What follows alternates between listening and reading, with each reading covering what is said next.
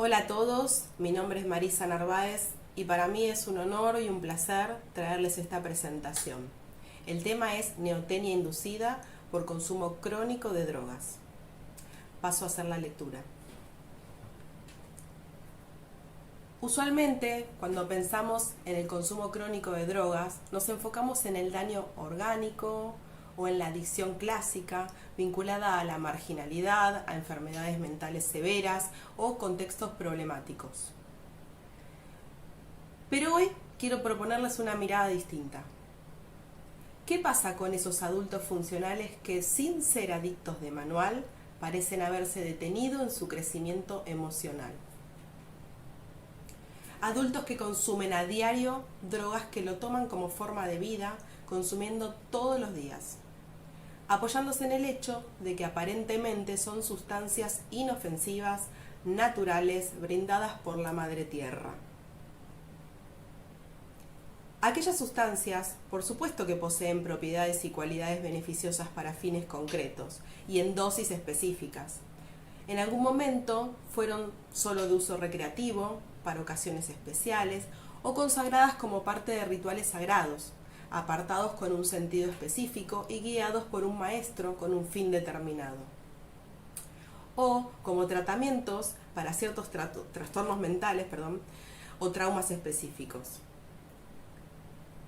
Pero hoy millones de personas consumen de manera cotidiana, completamente normalizado, sin un sentido específico, aceptado socialmente, como si no tuviera consecuencias. Sin embargo, podemos observar que queda revelado el resultado progresivo de estas prácticas impreso sobre generaciones de personas que presentan un estancamiento psíquico y un retroceso a estadios conductuales primarios. He llamado a este fenómeno neotenia mental inducida por consumo crónico de drogas. El consumo cotidiano de sustancias está creando una generación de sujetos cronológicamente adultos, pero emocionalmente fijados a la inmadurez. La hipótesis es clara. Como ya sabemos, la droga no solo alivia el dolor, sino que opera como un regulador artificial del displacer. Al evitar el malestar de forma química, el sujeto deja de desarrollar la capacidad de simbolizar y tolerar la frustración y el pensamiento reflexivo se anestesia. Esto ya ustedes lo saben. Vivimos en una cultura que nos exige estar bien a toda costa. Entonces, el consumo se vende como rebeldía. Pero en realidad, es una adaptación extrema. Es la supresión del conflicto antes que su elaboración. Es en esencia una detención del desarrollo. En los próximos minutos analizaremos cómo este bucle sensorial y afectivo altera el sistema dopaminérgico y por qué. Como clínicos, podemos escuchar la inmadurez estructural que subyace al consumo. Para entender la neotenia psíquica, miremos primero la biología. La neotenia es la persistencia de rasgos juveniles en la edad adulta. El ejemplo clásico es el ajolote, que alcanza su madurez sexual conservando sus branquias de larva. Esto no es lo importante, lo traje solo como un ejemplo chiquitito para que sea gráfico, como sucede en la biología. En el ser humano ocurre a nivel psíquico cuando la maduración no es lineal y el sujeto queda fijado a modos de respuesta inmediatos y dependientes. En un desarrollo saludable pasamos de lo sensorial a lo simbólico, pues madurar no es dejar de sentir, sino aprender a pensar lo que sentimos. Es el pasaje de la descarga directa a la mediación del pensamiento. Pero ¿qué pasa cuando al sentir, en vez de atravesar y elaborar ese proceso, se introduce una sustancia de manera cotidiana? La droga ofrece un alivio, sí, que sustituye el trabajo interno por una respuesta corporal directa. en vez de la simbolización. El consumo diario de drogas que parecen inofensivas también interfiere en el proceso de simbolización. La sustancia, aunque sea de origen natural, posee propiedades que justamente por su uso regular tiene un efecto progresivo de anestesia, del pensamiento reflexivo real. La sustancia que sería inofensiva en un uso ocasional, porque esto no va dirigido a quien no se junta con sus amigos y consumen algún tipo de sustancias. Esto no es para una persona que se junta con sus amigos de vez en cuando y se recrean tomando algún tipo de sustancias, ¿no? Porque eso sí que sería prácticamente inofensivo, quizás ayuda y contribuye para distenderse, qué sé yo, para relajar, ¿no? No es eso. Acá lo que tratamos es el uso continuo y crónico y progresivo, que eso es lo que va generando la anestesia en el pensamiento reflexivo real, proporcionando ideas delirantes que se articulan engañosamente. Y esto es importante, se articulan engañosamente, como una lógica dentro de la mente, armando un supuesto sentido a verdades parciales y sesgadas, que ocultan el malestar y reducen la capacidad de introspección y conexión con el presente, intercambiándolo por ficciones sustitutivas,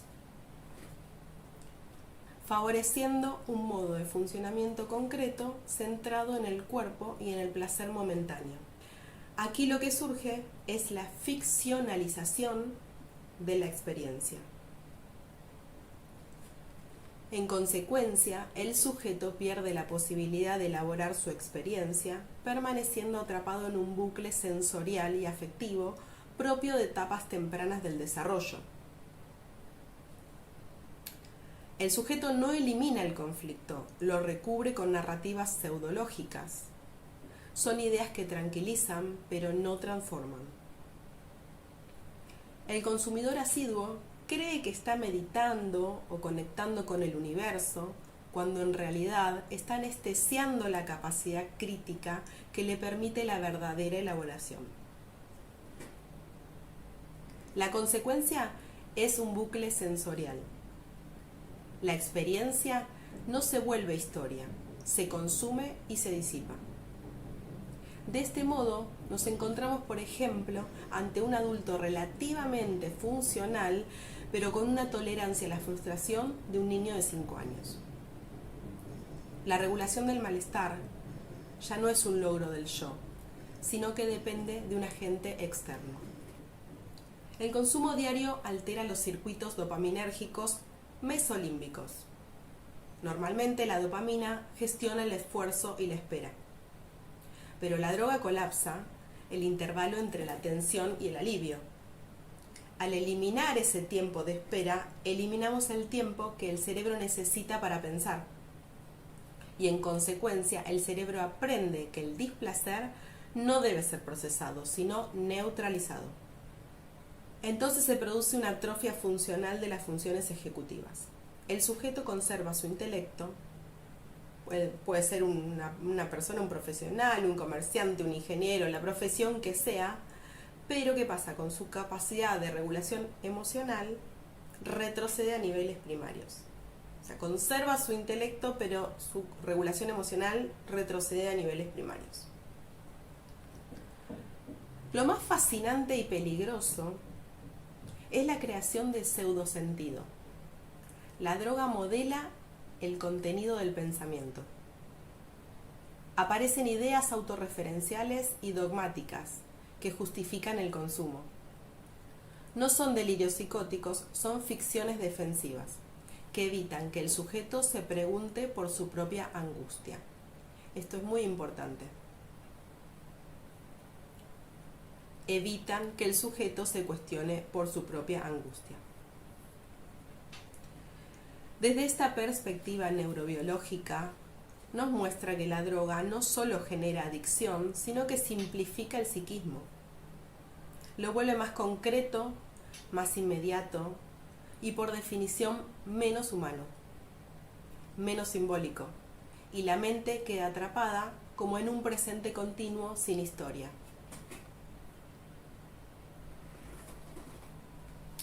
Ahora llegamos a un punto crucial, la paradoja ideológica. Hoy el consumo de ciertas sustancias se vende como si fuera un acto de libertad, una resistencia frente a la hiperproductividad o el estrés del supuesto sistema que los oprime. Se asocia a la paz, al autoconocimiento, al bienestar. Pero lejos de ser rebeldía, el consumo crónico reproduce la lógica más profunda de dependencia y esclavitud. La inmediatez y el rechazo al conflicto. Socialmente pareciera que todo debe estar bien, que todo el malestar, la tristeza, el enojo, el odio, el aburrimiento y la ira son errores que deben ser eliminados. Al consumir, el sujeto no desafía los mandatos sociales, sino que se adapta perfectamente a su mandato, anestesiando lo emocional. Aquí la neotenia se vuelve funcional. El sujeto que no tolera la frustración es un sujeto más maleable, más dependiente de reguladores externos, ya sean sustancias, también pueden ser pantallas, consumo masivo, etc.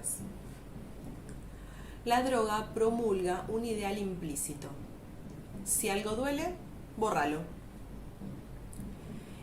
Esto invalida el malestar como motor del cambio social y personal.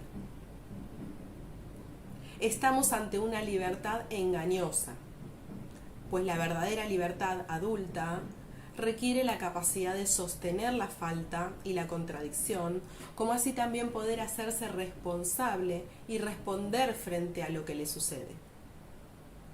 El consumo cotidiano, al rellenar artificialmente esa falta, nos mantiene en una infancia eterna, donde el mundo debe ajustarse a nuestro deseo inmediato y no nosotros aprender a habitar el mundo.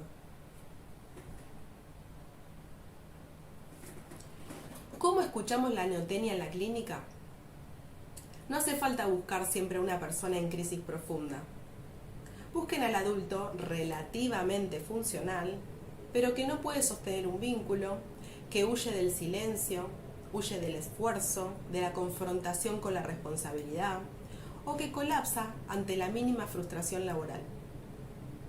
El reto es entender que la neotenia no es una regresión pasajera, sino una detención estructural encubierta por discursos de bienestar.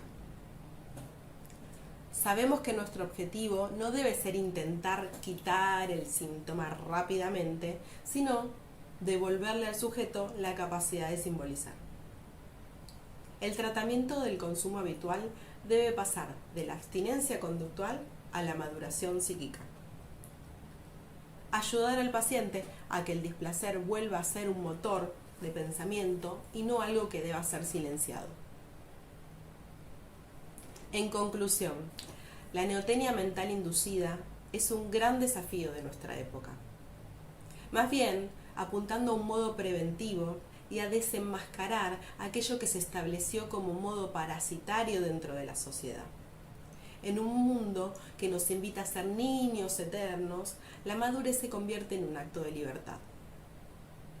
Madurar es aceptar la falta, habitar el conflicto y sobre todo recuperar la palabra allí donde la sustancia ha impuesto el silencio y la autocomplacencia del pensamiento interno. Lo que hace que no se ponga en juego, no se ponga en juego lo que le sucede al sujeto intercambiando y relacionándose con el mundo, sino con esa autocomplacencia directa de su pensamiento. Es importante fomentar la maduración para permitir que los humanos tiendan a dirigirse hacia una adultez un poco más plena, desplegando y desarrollando sus potenciales creativos y vitales en su máximo esplendor posible, cada uno en su entorno, y así dar lugar a una humanidad más lúcida. Muchísimas gracias por su atención. Espero que estas reflexiones nos sirvan para abrir, repensar, enriquecer nuestras prácticas y la forma en que habitamos la cultura, el presente y proyectamos un futuro advertido, dinámico y esperanzador. Quedo abierta a sus preguntas y aportes. Un saludo cordial para ustedes